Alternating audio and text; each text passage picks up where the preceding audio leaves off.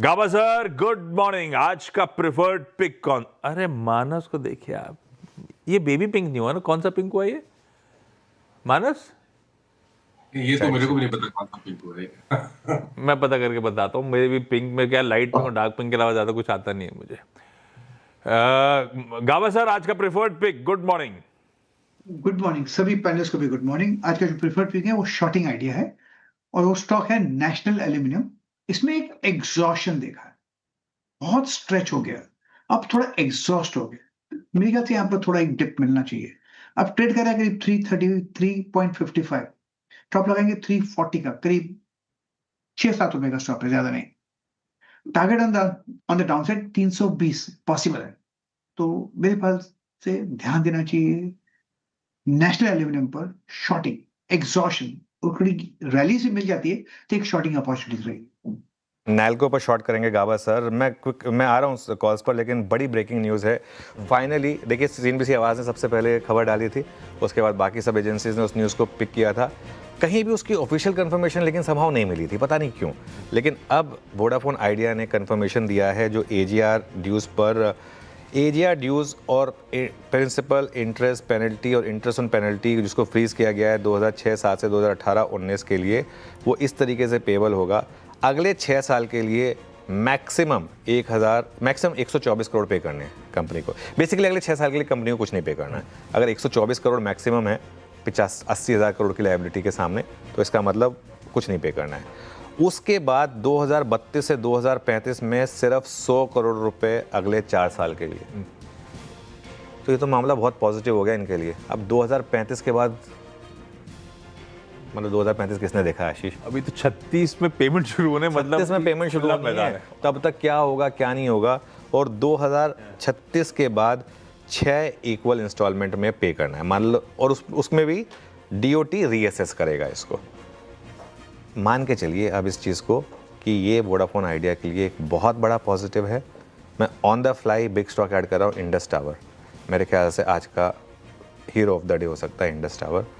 क्यों? क्योंकि अगर वोडाफोन आइडिया सरवाइव करेगा और अगले 10 साल तक की अब हमारे को विजिबिलिटी मिल गई है, अगले 9 साल की अब हमको विजिबिलिटी मिल गई है, तो वो इंडस टावर के लिए बहुत बड़ा पॉजिटिव है। कल शायद इसी रीज़न से कहीं ना कहीं इंडस टावर इतनी वीक मार्केट में भी स्ट्रांग था।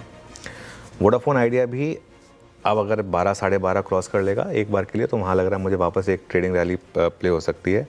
कुछ कह रहे थे मुझे असीम भी जोड़ ओके, असीम को भी जोड़ लेते हैं। असीम ने सबसे पहले इस न्यूज़ को ब्रेक किया था, और मैं सच बताऊँ ना, जब असीम ने वो न्यूज़ भेजी थी, मैंने असीम से पूछा था, मैं कहा असीम are you sure?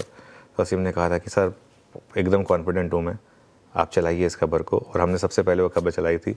Asim good morning, आपकी खबर पर मुहर लगती हुई। जी सर गुड मॉर्निंग। देखिए, हमने 31 दिसंबर को ही अपने दर्शकों को बताया था कि वोडाफोन आइडिया के राहत पैकेज को कैबिनेट ने मंजूरी दे दी है। अब फॉर्मली वोडाफोन आइडिया को दूरसंचार विभाग ने वो पैकेज की डिटेल्स को कम्युनिकेट कर दिया है। इस डिटेल्स के मुताबिक जो वोडाफोन आइडिया है उसके AGR को फ्रीज कर दिया है। कंपनी को मोरेटोरियम दिया गया है। कंपनी को पहले 5 साल का एक मोरेटोरियम है और उसके बाद 4 साल का एक मोरेटोरियम है, तो 9 साल का मोरेटोरियम कंपनी को यहाँ पर मिलता हुआ दिखाई दे रहा है। कंपनी को पहले 5 साल तक कोई पेमेंट नहीं करनी है, मात्र 100 करोड़ रुपए की एक टोकन पेमेंट कंपनी को करनी है, और उसके अगले 4 साल 114 करोड़ रुपए की पेमेंट कंपनी को करनी है। तो कंपनी का जो एक्चुअल AGR का पेमेंट है वो करीबन 10 साल के आसपास के बाद शुरू होगा। और इसके साथ साथ दूरसंचार विभाग ने एक कमेटी भी बना दी है, जो कमेटी इस बीच दौरान कंपनी के जो AGR ड्यूज है उनको रिकंसाइल करेगी, रिकंसीडर करे, रीअसेसमेंट उनका करेगी, और उस कमेटी की रिपोर्ट के आधार पर जो फाइनल ड्यूज आएंगे कंपनी को वो देने। तो कंपनी के लिए एक बहुत बड़ी राहत है कि अगले 9 साल तक उसकी कोई बड़ी पेमेंट AGR को लेकर के सरकार को नहीं जाएगी। बिल्कुल, तो सबसे बड़ी ब्रेकिंग न्यूज़ इस समय की सुबह की। असीम बहुत बहुत शुक्रिया। अगले 9 साल तक कंपनी को बेसिकली कुछ नहीं पे करना है, कुछ भी नहीं पे करना है, क्योंकि 100 करोड़ रुपए वो भी मैक्सिमम है। 124 करोड़ रुपए मैक्सिमम एनुअली पे करना है 6 साल, और उसके बाद 100 करोड़ एनुअली पे करना है 4 साल के लिए। 10 साल की विजिबिलिटी मिल गई है आशीष, 10 साल की विजिबिलिटी मिल गई है। 10 साल के लिए कंपनी को कुछ नहीं पे करना है। और 10 साल के बाद किसने देखा है क्या होगा? 10 साल में तो क्या माहौल बदल जाएगा, क्या हो जाएगा। अभी तो DOT इसको रीअसेस करेगा। हम तो मैक्सिमम FY28, FY30, FY32 तक ही जाते हैं ना, उससे ज़्यादा नहीं जानते हैं। सिंपल सम शब्दों में कहूँ, AGR मामला अब वोडाफोन आइडिया के लिए खत्म हो चुका है। सिंपल, इसको मतलब इसको आप इस तरीके से देखें, इससे इजीली प्रेजेंट नहीं करा था सकता। इससे इजीली नहीं बताया जा सकता है इसको। और यही CNBC आवाज़ ने आपको खबर भी दी थी कि ये इस तरीके से होगा। और अब हाँ, अब एक चीज़ समझ लीजिए आप, एक बार के लिए हो सकता है आज वोडाफोन आइडिया में गैप अप हो, थोड़ा और चले वोडाफोन आइडिया, लेकिन उसके बाद क्या वोडाफोन आइडिया उसके बाद भी सर्वाइव कर पाएगा इस कंपटीशन में? क्या प्राइस हाइक कर पाएगा? क्या कैपेक्स कर पाएगा? क्या कंपनी के पास वो जो सब्सक्राइबर्स का जो लगातार लॉस हो रहा है, क्या वो रुक पाएगा? कुछ लोग आइडिया देते हैं कि 1 साल के लिए ना पोर्टेबिलिटी बंद कर दीजिए, मैं उसको नहीं मानता। कंपटीशन होना चाहिए, अब वो आप सर्वाइव करें उसमें। पार्थिव शाह भी हमारे साथ पैनल में। पार्थिव, गुड मॉर्निंग। पार्थिव, वोडाफोन आइडिया के लिए बड़ी रिलीफ की खबर, आप कैसे देख रहे हैं इसको और साथ ही इंडस टावर को भी? Very good morning. बहुत ही बड़ा पॉजिटिव है। अगर आप इसका एबिटा रन रेट देखें तो करीबन 18,000 करोड़ के आसपास है।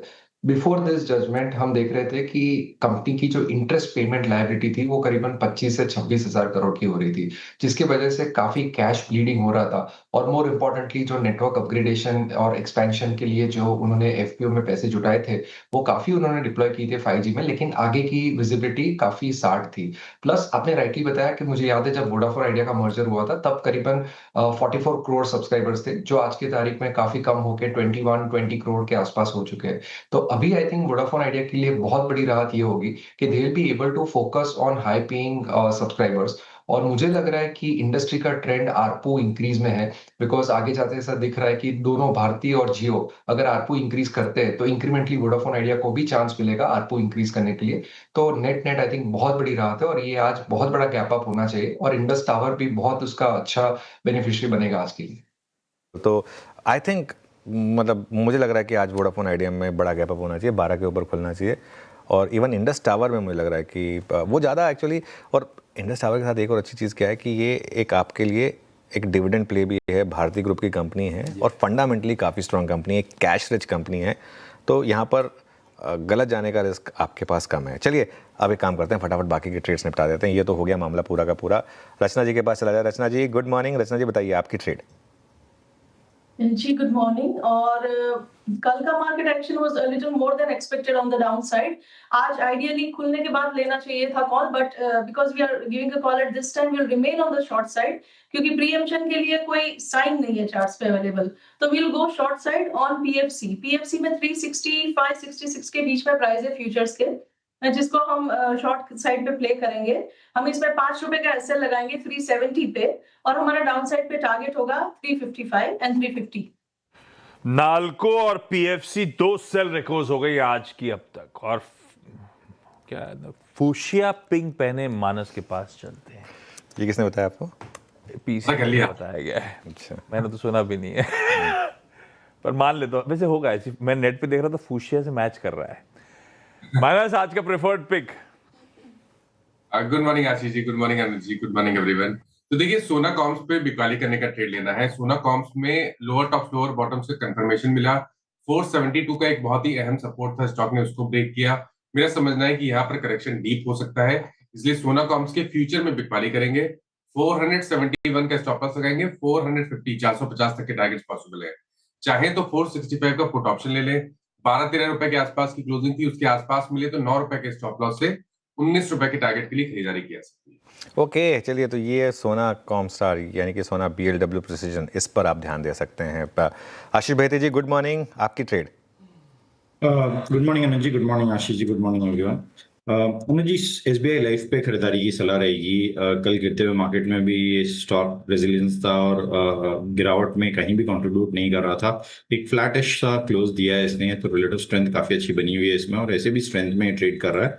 तो 2050 का स्टॉप लॉस लगाकर यहाँ खरीदारी की सलाह रहेगी। जो इनिशियल फर्स्ट टारगेट रहेंगे वो 2120 और दूसरा जो टारगेट रहेगा वो 2150, दो टारगेट के लिए इसमें खरीदारी की जा सकती है। SBI लाइफ पे पहला बाय कॉल आता हुआ भाई बहेती साहब की तरफ से। सतपुते साहब, आपका प्रेफर्ड टॉप कॉल भाई साहब। Good morning Ashish ji, morning अनुज जी, मॉर्निंग एवरीवन। आशीष जी देखिए, कल मैंने एक 8:30 को जो कॉल दिया था दैट वाज टाटा कंज्यूमर, बस उसी के साथ कंटिन्यू करेंगे। कल के despite so much of volatility इसने अपने स्टॉप लॉस को हिट नहीं किया। 1190 का स्टॉप लॉस था, 1197 के आसपास का कुछ लो था। दैट शोज की स्ट्रेंथ। ओवरऑल अगर आप पैटर्न देखें तो पॉजिटिव है। 1100 ना, कल का एक कॉल रिपीट कर रहा हूँ, 1190 का स्टॉप लॉस रखे, 1250 का टाइम। ओके, चलिए, तो ये समय आपकी सारी टेक्निकल ट्रेड्स पूरी हुई। फंडामेंटल आइडिया के लिए अब चलते हैं पार्थिव के पास एक बार फिर से। पार्थिव, बताइए आज का फंडामेंटल आइडिया। अब सबको वेरी गुड मॉर्निंग। देखिए फंडामेंटली हमें एनटीपीसी बहुत अच्छा लग रहा है। एक बात है कि इसके पास जिस तरह की पावर जनरेटिंग कैपेसिटी इंडिया में और किसी के पास नहीं है। They are at 76,500 megawatt, one of the largest power generating company. 17% जो नेशन का टोटल कैपेसिटी है एनटीपीसी जनरेट करती है। और जिस तरह का उनका आई थिंक फ्यूल का लिंकेजेस है स्पेशली कोल इंडिया के साथ, प्लस उनकी खुद की कोल की माइंस है, वहां पे भी कंटिन्यूसली प्रोडक्शन बढ़ रहा है। तो उनका जो एवरेज कॉस्ट ऑफ प्रोडक्शन है ऑफ पावर वो कम होते जा रहा है। प्लस एवरेज टेरिफ की बात करें तो आने वाले टाइम पे जिस तरह का राइज दिख रहा है, तो they are quoting at around 4.66 per kilowatt hour, जो पहले अराउंड 4.55 पर किलोवाट आवर था। तो मुझे लग रहा है कि प्लांट लोड फैक्टर जिस तरह से इनकी कोल पावर प्लांट्स में काफी स्टेबल रही है एट 76-77%, आगे जाते कैश जनरेशन मैसिव होगा। नॉट ओनली दैट, इंडिया में आई थिंक सिर्फ दो ही कंपनी है जो थर्मल पावर की नई कैपेसिटी लगा रही है, एक तो एनटीपीसी है और दूसरी अदानी पावर है। लेकिन एनटीपीसी की मैं बात करूं तो उनका जिस तरह का कैपेक्स प्लान है, अनदर 17,000 मेगावाट्स की वो लोग थर्मल पावर कैपेसिटी जनरेशन की प्लांट डाल रहे हैं। तो मुझे लग रहा है कि आने वाले समय में काफी विजिबिलिटी रहेगी इन terms of incremental cash flow generation. Nuclear power फोरे में जो गवर्नमेंट ने प्लान्स किए, वो मुझे लग रहा है कि NTPC will be the forefront in terms of generating nuclear power. No doubt long term gestation period है। तो आई थिंक वैल्यूएशन के हिसाब से 9 के ईवी एबिटा पे ये कंपनी मिल रही है। डिविडेंड यील्ड भी अच्छा है। तो I think one of the finest company to own in the power utility space.